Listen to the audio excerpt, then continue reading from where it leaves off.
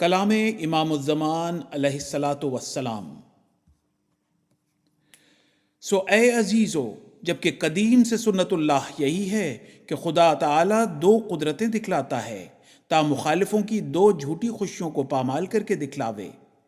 اب ممکن نہیں ہے کہ خدا تعالیٰ اپنی قدیم سنت کو ترک کر دے وے۔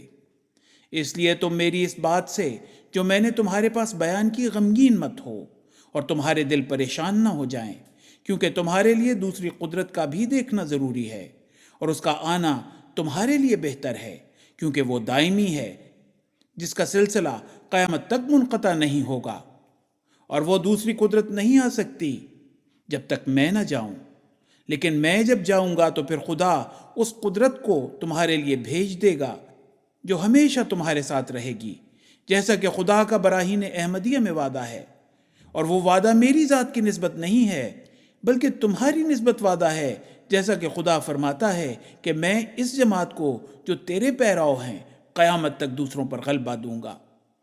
ضرور ہے کہ تم پر میری جدائی کا دن آوے، تب بعد اس کے وہ دن آوے جو دائمی وعدوں کا دن ہے۔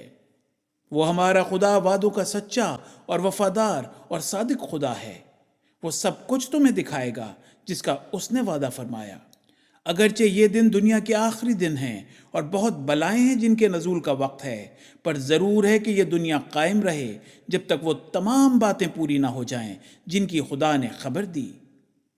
میں خدا کی طرف سے ایک قدرت کے رنگ میں ظاہر ہوا، اور میں خدا کی ایک مجسم قدرت ہوں، اور میرے بعد اور وجود ہوں گے جو دوسری قدرت کا مظہر ہوں گے۔ حوالہ رسالہ الوصیت۔